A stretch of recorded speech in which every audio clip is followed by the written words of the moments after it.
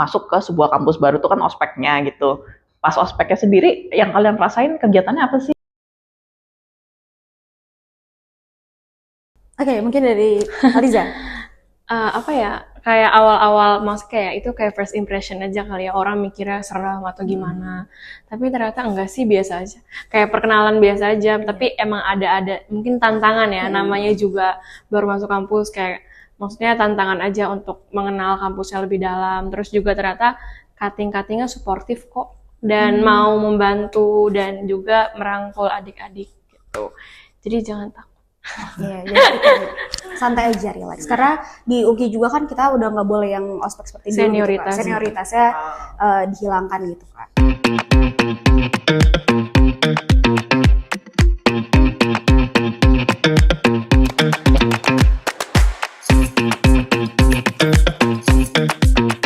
Halo Saners, ketemu lagi di podcast Bekal Masuk Kampus. Hari ini kita ngobrol lagi sama salah satu mahasiswa dari kampus yang lain lagi. Obrolan hari ini seru banget pastinya, karena ini kita ngobrol di tengah-tengah musim kenaikan kelas, musim lulus-lulusan. Aku yakin pasti banyak nih Saners yang lagi pada ngelirik-ngelirik. Mungkin dari sebelum-sebelumnya juga udah nyari-nyari ya, udah riset-riset, tapi kayak aduh udah keluar masuk EduFair, aku bingung nih mau pilih kampus apa. Nah hari ini kita mau ngobrol bersama kakak-kakak dari sebuah kampus yang posisinya tuh strategis banget, gampang banget kalau di sini ada anak-anak TJ atau anak-anak LRT gitu ya. Kita mau ngobrolin soal gimana sih rasanya berkuliah di sini. Pas banget kita hari ini berada di studio kampus UKI. Terima kasih banyak nih, kita udah boleh diterima untuk hari ini syuting di sini. Jadi pasti teman-teman ngerasa ya agak beda nih hari ini lokasinya gitu. Nah kakak-kakak yang sudah hadir di sini bersama aku, boleh dikenalin gak kalian nih dari kampus mana, jurusan apa? Boleh juga kalau mau diceritain nih dulu SMA-nya di mana, siapa tahu ada yang sama nih. Oke, dari aku dulu ya. Halo semuanya, perkenalkan nama aku Risanta Nasya Bija Samuel, bisa dipanggil Santa. Aku dari program studi pendidikan bahasa Inggris Universitas Kristen Indonesia, Fakultas Sastra dan Bahasa. Kalau SMA-nya aku waktu itu di SMA S Yadika 11 Bekasi. Oke, silakan. Halo semuanya, perkenalkan nama saya Tia Nurhaliza, biasa dipanggil Liza. Sekarang aku semester 4, jurusan pendidikan bahasa Inggris, Fakultas Sastra dan Bahasa. Dan dulu aku SMA di SMA Negeri 13 Jakarta Utara. Koi dari Bekasi, dari Jakarta Utara, beragam banget ya. Wah, kalau bicara soal pendidikan bahasa Inggris, itu nanti kita pengen ngulik lebih lanjut nih, penasaran banget kayak apa sih gitu ya, seluk-beluknya di dalam. Tapi pertama-tama banget aku penasaran, dari Bekasi, dari Jakarta Utara gitu ya, bahkan Seman 13 kan arah Tanjung Priok situ ya gitu. Kok bisa akhirnya kalian bersarang di UKI gitu? Kalian nemu kampus ini, infonya, terus gimana prosesnya gitu sampai akhirnya kalian ya udah kuliah di sini aja gitu. Kalau dulu aku awalnya karena kan pas kayak ketolak PTN, terus kayak banyak rejection gitulah, terus sampai akhirnya aku nyari-nyari info dan waktu itu kayak lewat aja di timeline Instagram aku kayak info dari UKI, terus kayak ternyata aku lihat-lihat dan akreditasi dari program studi aku tuh udah akreditasi unggul bahkan internasional, jadi kayak why not aja gitu. Oke, kalau aku sendiri itu tahu dari UKI, sebenarnya udah tahu dari lama UKI ini. Tapi emang aku pertama keterima di negeri, tapi jauh sekali. Dan saat itu emang lagi ada permasalahan ekonomi gitu kan di keluarga. Jadi akhirnya aku memutuskan cari-cari kampus yang menyediakan banyak beasiswa.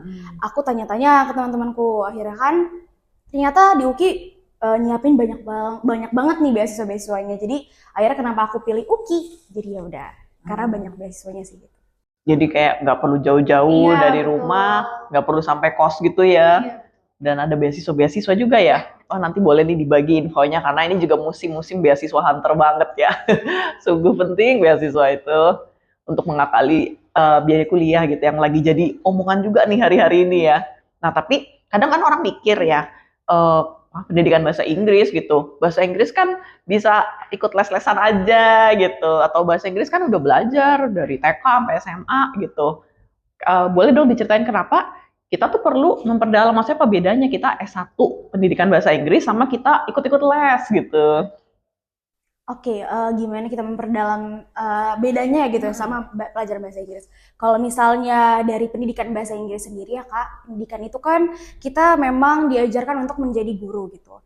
Tapi bukan hanya menjadi guru, di pendidikan bahasa Inggris ini kita juga diolah gitu kemampuan skill kita dalam bahasa dari listening, terus speaking, terus writing, reading, kita bener-bener pelajari lebih dalam gitu dalam bahasa Inggrisnya, pengucapannya, terus arti-artinya. Kemudian juga kalau di pendidikan bahasa Inggris kan bagaimana menjadi guru gitu kan, gimana kita mengayomi siswa-siswa kita di masa depan gitu kan untuk bahasa Inggrisnya itu dapat diucapkan dengan baik dan benar gitu, sesuai rules-nya gitu. Kalau misalnya bedanya itu sih Kak paling dari pendidikan bahasa Inggris yang waktu kita belajar di SMA sama di kuliah, yaitu kita lebih mendalam dan mendetail gitu untuk ke pengguruannya gitu, ke pendidikan sendiri. Iya sih, berarti kalian ada hal-hal yang nggak mungkin lah kita dapetin kalau bukan S1 pendidikan bahasa Inggris nih ya. Iya sih, aku jadi ingat kalau dulu zaman sekolah, kalau les bahasa Inggris itu pasti fokusnya, aduh grammar yang bener, terus fokus di nilai gitu, ujian apa gitu. Demikian juga kalau di SMA gitu kan. Wah ini menarik banget ya, ada hal-hal di sekitar itu yang kita bisa dapetin gitu ya kalau S1 pendidikan bahasa Inggris. Nah, jurusan yang lumayan mungkin udah sering kedengaran juga itu kan ada sastra Inggris gitu. Dan di kampus ini ada juga kan sastra Inggrisnya. Kalian tuh sering kayak di-compare atau disamain gitu nggak sih? Kayak, ini kayak sama aja nih dua jurusan ini nih gitu. Boleh diceritain nggak sih secara awam lah bedanya apa ya? Sastra Inggris sama pendidikan bahasa Inggris gitu. Iya, itu benar banget Kak. Emang sering dikomparasi gitu ya, sastra Inggris sama pendidikan bahasa Inggris. Malah ada yang nyebut kalau misalnya kita ditanyain jurusannya apa pendidikan bahasa Inggris, oh sastra Inggris ya, gitu biasa gitu. Ada banyak kali ditemuin kayak gitu Kak. Tapi dari namanya kan di depannya udah beda ya. Yang satu itu sastra, yang satu itu pendidikan bahasa Inggris. Jadi bedanya dari sastra Inggris dan pendidikan bahasa Inggris sendiri, kalau sastra memang mereka lebih ke arah sastranya, mempelajari kata-katanya, makna-makna katanya, dan juga ya lebih ke sastranya gitu. Kalau misalnya ke pendidikan bahasa Inggris, kita ke guruannya gitu. Bagaimana kita menjadi guru yang baik, bagaimana assessment-nya yang dilakukan dalam pendidikan nanti, kita ketika kita menjadi guru. Kemudian banyak juga bukan hanya belajar menjadi keguruannya, tapi ada banyak seperti research. Seorang guru itu kan kita banyak harus meneliti gitu. Pandangannya itu tidak boleh dari sudut pandang kita sendiri, tapi harus berdasarkan yang fakta gitu, yang sudah penelitian-penelitian sebelumnya gitu ya Kak. Jadi memang di pendidikan bahasa Inggris, ya itu sih Kak, dari bedanya dengan sastra Inggris kan mereka lebih yang penalaran mereka gitu kan dalam kata itu sendiri artinya. Tapi kalau dari pendidikan kan kita memang lebih menjurus gitu ya untuk pendidikannya ini sendiri dari pengetahuan sebelumnya gitu sih Kak. Dan ada aspek kependidikannya itu, jadi nggak menutup kemungkinan juga mungkin suatu hari nanti pokoknya kalian menjadi guru, tapi bahkan bisa jadi malah mungkin mata pelajaran dapatnya di sekolah bukan bahasa Inggris gitu ya, tapi dianggapnya kalian kan udah bisa menguasai pendidikannya itu gitu ya. Dan apakah kalian dipersiapkan untuk di jenjang tertentu, misalnya oh ini dipersiapkan untuk menjadi guru yang mengajar siswa yang lebih kecil misalnya TK SD, atau misalnya oh enggak bisa juga SMP SMA gitu. Oke, udah bisa menjelaskan. Ya, kalau misalkan pertanyaannya kayak specifically apa mau mengajar di SD, SMP, SMA. Nah, sebenarnya kita di program prodi kami ini kayak enggak ini sih, enggak kayak spesifik mau buat SMP, SD gitu-gitu.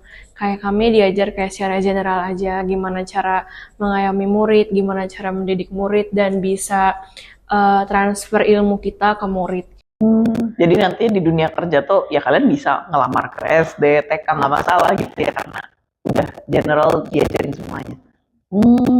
Nah kalau secara motivasi pribadi kalian berdua nih, apakah memang kalian masuk ke jurusan ini dengan pemikiran aku mau jadi guru gitu, atau sebenarnya kalian misalnya aku sebenarnya interestnya di bahasa Inggrisnya, nanti lihat deh pilihan karir lain gitu, apa sih motivasi terdalam di dalam hati kalian gitu ketika pilih jurusan ini? Dari aku, motivasi aku pertama memang dari pas masuk emang aku udah pengen jadi guru gitu, pendidikan emang pengen jadi guru, terus emang spesifiknya pengen jadi guru bahasa Inggris gitu. Tapi kan banyak banget gitu kan yang sebelum aku masuk kampus ini banyak banget omongan-omongan jadi guru itu tuh nggak mudah gitu. Jadi makanya kenapa aku tertarik di sini, karena untuk mendalami bagaimana sih sebagai guru itu sebenarnya, apakah kesulitan yang akan dihadapi, tantangan yang akan dihadapi gitu. Jadi pas masuk ke sini itu sesuai sama motivasi aku untuk masuk ke sini, tujuannya untuk jadi guru. Tapi setelah masuk ke dalam merasakan sendiri gitu Kak, setelah pembelajarannya ternyata nggak cuma bisa jadi guru aja gitu. Pas aku lihat, wah banyak ya ternyata hal-hal yang kita bisa lakukan selain jadi guru gitu. Kayak contohnya ada research assistant atau enggak researcher gitu kan, peneliti, kemudian editor. Apalagi kita sebagai guru-guru yang nggak mau kalah dengan zaman tren sekarang ya Kak. Kita harus jadi editor gitu, gimana pembelajaran yang menarik ke anak-anak seperti apa. Itu dipelajari di dalam pendidikan bahasa Inggris. Gitu. Basic editor tuh kayak bikin bahan ajar tapi bentuknya video betul, gitu ya. Iya bener sih, banyak banget orang sekarang kalau nggak ngerti di sekolah mereka cari YouTube tutorial gitu kan. Oh iya, menarik. Kalau aku, Motivasi hatimu, apa yang membuatmu kayak aku mau jurusan ini gitu? kalau aku sebenarnya sejujurnya aku emang passionnya sih emang di bahasa Inggris. Kayak terus juga aku juga suka berbau-bau mengajar karena aku dari kecil juga udah mulai mengajar gitu. Kayak senang aja gitu ngajarin orang, dan ternyata setelah dilihat emang masuk UKI, terus juga ternyata passion aku makin berkembang di sini. Jadi beneran nggak nyesel gitu. Apa sih yang kalian rasakan setelah benar-benar masuk berkuliah? Sekarang udah semester berapa nih? Aku semester 6. Semester 6. 4. Wah, ya pokoknya sudah lumayan lah ya. Sejak kecil sudah tengah perjalanan nih. Apa sih yang kalian dapetin hal unik kuliah di UKI yang orang luar tuh nggak tahu? Mungkin aku nggak tahu sih, tapi kan orang mungkin branding UI kan kayak Universitas Kristen Indonesia. Mungkin dari luar orang menilainya ini hanya kampus Kristen, tapi ternyata di sini banyak banget beragam agama, terus juga dari suku-suku manapun kayak datang ke sini dengan mimpi yang sama, pengen jadi orang sukses gitu. Jadi itu mungkin yang buat mungkin teman-teman yang ragu mau kuliah di sini, mungkin yang non Kristen, jangan ragu karena di sini beneran apa ya, beragam banget, kayak miniatur taman mini, karena kayak ada yang bilang kayak gitu kan, miniatur Indonesia gitu, karena beneran beragam banget dan itu bikin seru. Iya sih, seru ya, jadi memperluas pertemanan gitu nggak sih? Apalagi kalau kita dulu misalnya TK, SMP, SMA itu yang homogen sekolahnya gitu ya, ini kesempatan untuk buka wawasan banget nih. Kalau dari kamu ada nggak hal khusus yang kamu dapetin kayak, wah unik nih UKI, ternyata aku nggak nyangka pas masuk aku nggak tahu gitu. Oke, kalau keunikan UKI sendiri itu pertama tadi kita beragam di UKI ini ya Kak. Terus juga seperti motonya, melayani bukan dilayani. Bener banget, dari prodi kita sendiri, program studi pendidikan bahasa Inggris, dan di UKI sendiri menyediakan banyak sekali program. Kita dituntun oleh dosennya, oleh staff-staffnya untuk membuat kegiatan yang bermanfaat untuk masyarakat luar. Gitu. Jadi kayak dari kita mengajar anak-anak yang kurang mampu, ada juga kita berbagi ke orang-orang yang tidak mampu, terus juga ada kita membuka peluang. UKI juga sering ngadain acara-acara yang mengundang masyarakat luar itu. Jadi menurut aku itu hal yang unik sih Kak, karena ya betul gitu, melayani bukan dilayani gitu. Jadi kami melayani masyarakat luar dengan baik gitu, dan sebagai mahasiswa juga pun kami merasa berkembang gitu dalam sosialnya juga. Jadi bukan hanya akademik, tapi non akademik kita juga dikembangkan gitu dari UKI ini, karena banyak sekali program-program yang mendukung untuk melayani ini. Oh, kalian tuh nggak cuman duduk tiap hari di kelas gitu ya, seharian. Wah, itu oke sih. Jadi nggak kalian jadi dituntut aktif ya kalau kayak gitu. Nggak boleh cuman duduk-duduk di kelas gitu. Kalian harus berbuat sesuatu gitu ya. Nah, satu hal yang biasanya orang agak deg-degan nih ketika masuk ke sebuah kampus baru tuh kan ospeknya gitu. Pas ospeknya sendiri, yang kalian rasain kegiatannya apa sih gitu, dan ada yang serem-serem gitu nggak sih? Oke, mungkin dari Aliza. Apa ya, kayak awal-awal maksudnya kayak itu kayak first impression aja kali ya, orang mikirnya serem atau gimana, tapi ternyata enggak sih, biasa aja, kayak perkenalan biasa aja. Tapi emang ada mungkin tantangan ya, namanya juga baru masuk kampus, kayak maksudnya tantangan aja untuk mengenal kampusnya lebih dalam. Terus juga ternyata cutting-cuttingnya suportif kok, dan mau membantu dan juga merangkul adik-adik gitu. Jadi jangan takut. Ya, jadi santai aja, relax. Karena di UKI juga kan kita udah nggak boleh yang ospek seperti dulu gitu, Kak. Senioritasnya dihilangkan gitu Kak. Jadi aman lah. Jadi jangan takut untuk di ospek di UKI ya. Iya, bener-bener. Karena sekarang tuh justru relasi antar cutting gitu ke adik kelasnya tuh kayak lebih cair gitu ya. Oke. Nah, eh, tadi Santa udah semester 6, Lisa udah semester 4 gitu ya. Lumayan nih udah ada beberapa mata kuliah dijalanin. Boleh kasih tahu nggak matkul favorit kalian masing-masing? Oke, mau coba dulu ya. Kata kamu. Oke, aku. Kalau aku ada mata kuliah paling aku suka ya kan. Ya itu ada TEYL, itu Teaching English for Young Learners, sama ada ESP, English for Specific Purposes. Jadi kalau TEYL itu kita sangat amat diajari mengenai mengajar anak kecil, young learners gitu, anak-anak kecil sampai dari anak-anak umur dari batita ya, balita sampai SMP. Gitu kita diajari bagaimana, karena kan tidak mudah gitu mengajarkan anak kecil gitu kan. Mungkin banyak dari kalian, banyak orang-orang di luar sana juga yang berpikir udah sekarang udah bisa lihat di Instagram gitu ya, di YouTube cara ngajar-ngajar, tapi enggak. Di pendidikan bahasa Inggris ini, di TEYL itu sendiri kita diajarkan cara-caranya, terus media yang dapat digunakan seperti apa, bagaimana menghandle anak-anak yang rusuh gitu ya kalau misalnya ini ya Kak. Jadi gimana kita menenangkan mereka, mengerti mereka as a teacher gitu. Terus kalau ESP sendiri itu kita diajarin mengajar bahasa Inggris kepada profesi gitu. Misalnya kayak front desk, perhotelan, terus kita juga bisa mengajar ke delivery man, contohnya seperti itu. Jadi gimana caranya kita need analysis gitu, kita melakukan analisis ke mereka, ke profesi-profesi mungkin yang udah bisa di atas kita gitu, tapi kita bisa mengajarkan bahasa Inggris ke mereka, bagaimana caranya, kita bisa analisis apa yang mereka butuhkan untuk hubungan mereka dengan orang-orang internasional kayak gitu. Itu sih mata kuliah yang aku sukain karena banyak banget gitu yang dapetin. Dan kalau mata kuliah lain sih juga banyak yang menarik gitu juga sama tentang pengajaran. Kalau Liza gimana?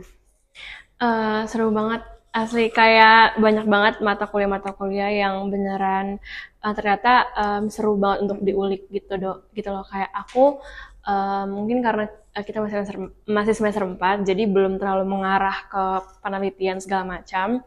Tapi aku ada satu matkul dulu itu di semester apa ya? Semester 2 itu kayak literature. Jadi di situ tuh kayak kita mengulik bagaimana literatur dalam bahasa Inggris, dan itu seru karena kayak kadang kita pakai kreativitas kita gitu Kak. Jadi kayak ada kayak bikin apa, terus nanti kita tampil di depan gitu-gitu. Dan itu mungkin karena aku kayak maunya all out aja ya. Kalau aku pribadi kan aku maunya all out. Jadi apapun itu aku harus ngelakuin dengan niat. Jadi kan teman-teman yang lain mungkin kayak cuma kayak gitu lah. Kayak aku kayak bawa kardus itu masih Iya.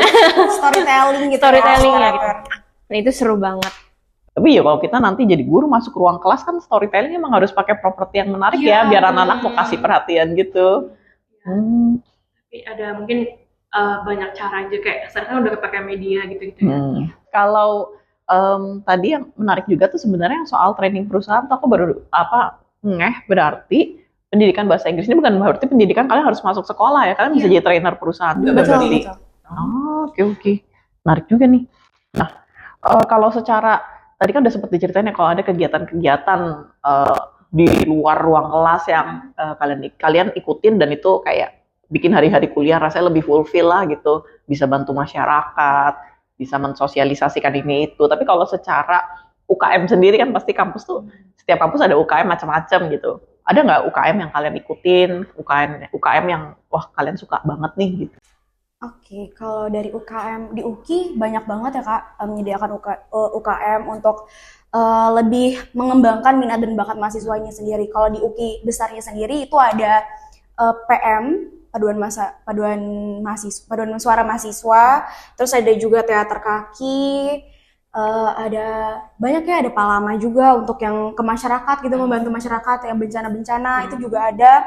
Tapi kalau dari Fakultas Sastra dan Bahasa dan Pendidikan Bahasa Inggris sendiri itu juga kami ada band. Kalau di PBI Pendidikan Bahasa Inggris itu ada Eleon Band.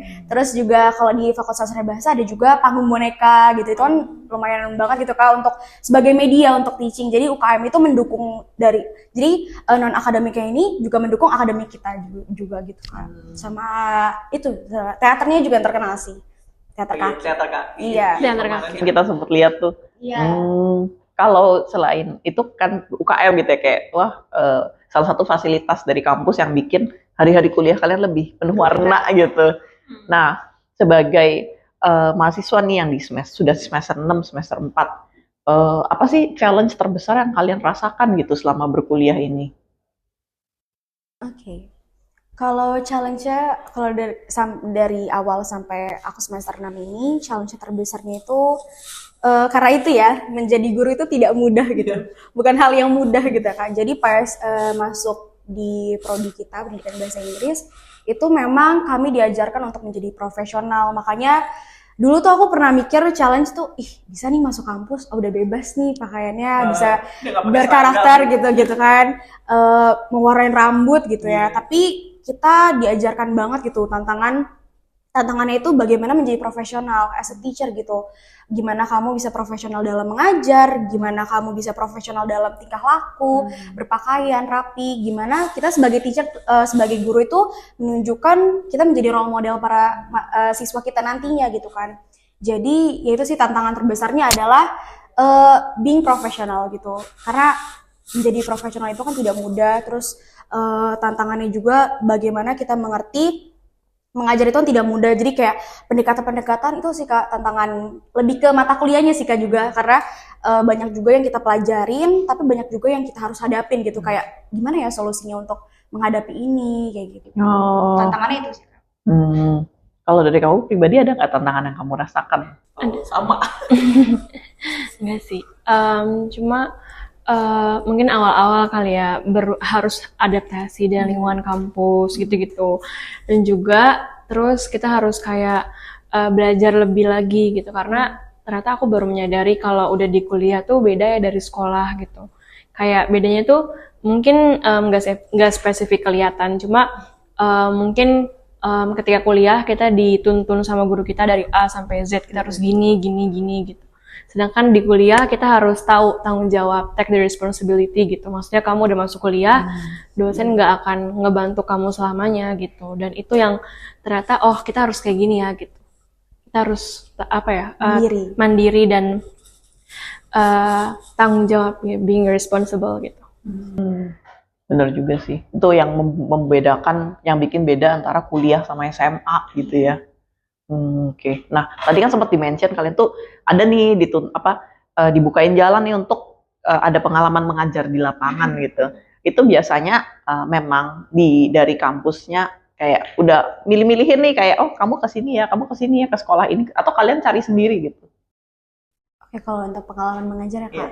Kalau dari prodi kami itu memang ada waktunya, ada mata kuliah dan ada waktu di semester berapanya kita memang mengajar di lapangan gitu. Terus ya mengajar di lapangan seperti SMA atau SMP, kita mahasiswa juga itu mandiri. Jadi nggak selamanya kan dosen membantu. Jadi kita harus take responsibilities, gimana cara kita berkoordinasi dengan sekolah, kepala sekolahnya untuk mengajar gitu, untuk mengajar di sekolah tersebut.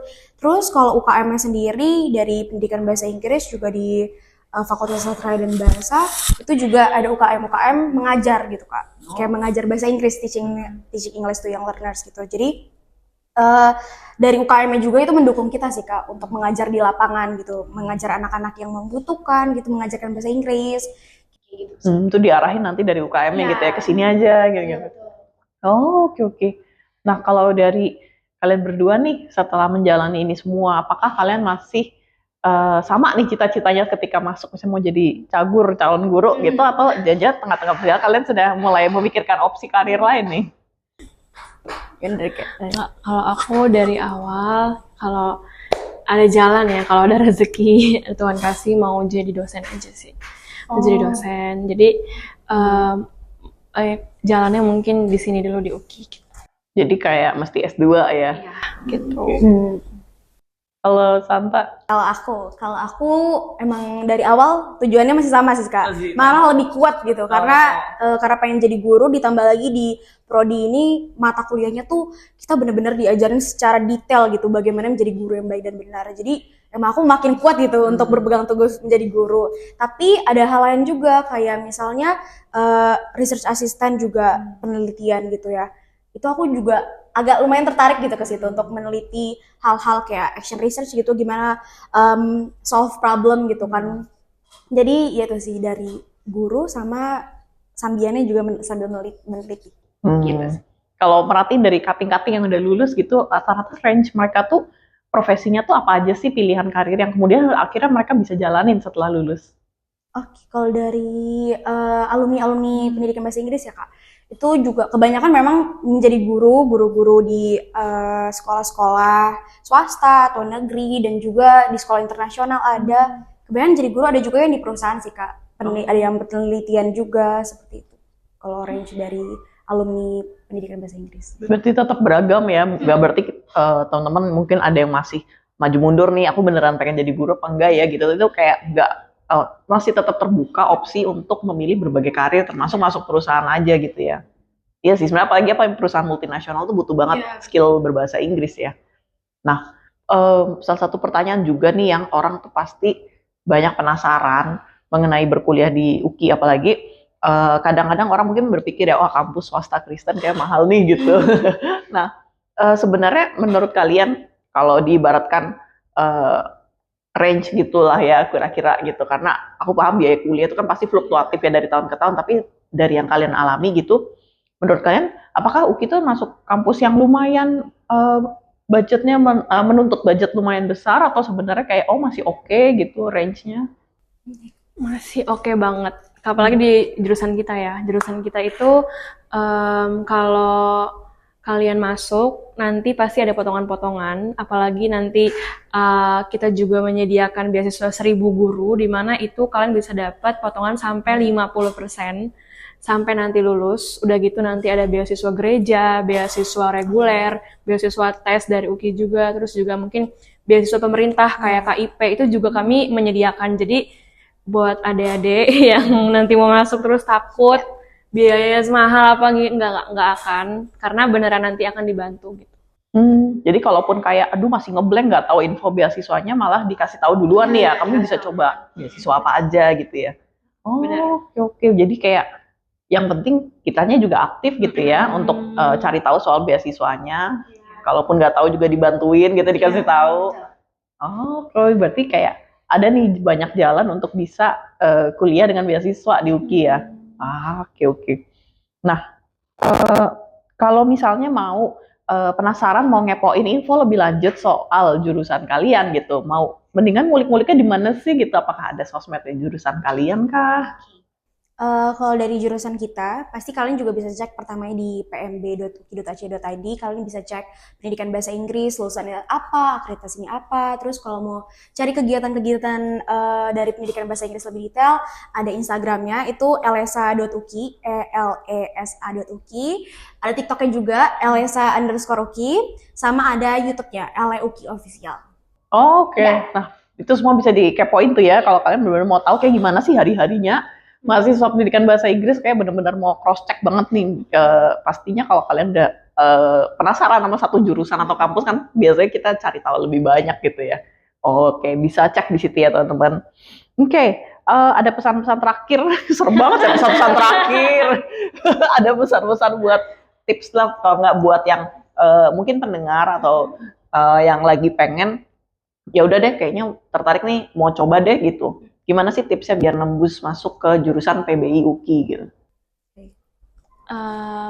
Mungkin kalau misalkan tips untuk adik-adik yang masih bingung dan mau nyoba di sini, yang pertama mungkin kalian boleh ngepoin kita dulu, kayak nanti kalian bisa ngeliat gimana kita real life kita, atau kalian boleh DM di Elesa UKI. Terus yang kedua kalian juga pastiin harus tahu kemampuan kalian gitu, maksudnya supaya nggak terlalu kaget. Dan tapi di sini tenang aja, di jurusan kami nanti bakal kita bantu dosen-dosennya juga sangat suportif, juga staf-staf pendidik, juga kami kakak-kakak tingkat juga akan terus mengayomi adik-adik. Jadi jangan takut dan segera daftar. Iya. Kalau misalnya dari aku, motivasi buat kalian, siapin juga tujuan kalian, goals kalian. Tadi juga disebut nanya-nanya ke DM. Kita admin elesa.uki itu sangat amat merespon responsibel gitu ya. Jadi kita menjawab-jawab gitu. Terus ya itu sih, siapin dulu goals kalian mau seperti apa gitu. Jadi ya mentalnya juga ya Kak, karena sebagai mahasiswa yang dibilang juga kita bukan seperti anak SMA dan anak SMP yang dibimbing, didikte, tapi kita harus bertanggung jawab dengan apa yang keputusan yang sudah kita ambil. Oke, terima kasih banyak nih Santa dan Lisa. Aku senang banget bisa ngobrol sama kalian hari ini. Apa yang kalian udah sharingin menurut aku ini bermanfaat banget. Apalagi buat teman-teman yang lagi cari kampus, lagi cari-cari jurusan yang yang aku mau tempuh nih habis beres sekolah gitu. Dan seperti biasa teman-teman kita bakal rutin ngeluarin podcast bekal masuk kampus. Edisi berikutnya bakal ngobrol sama mahasiswa dari jurusan apa, dari kampus mana ya. Nah, follow terus sosmed Majalah Sunday untuk kalian bisa tahu info-info update selanjutnya. Kita seperti biasa masih ada di Instagram, Twitter, TikTok, di @majalahsunday dan pastinya juga subscribe channel YouTube kita di Majalah Sunday. Terima kasih atas waktunya Santa dan Lisa, dan juga terima kasih teman-teman yang udah dengerin. Sampai ketemu di podcast bekal masuk kampus selanjutnya ya. Bye-bye. Bye.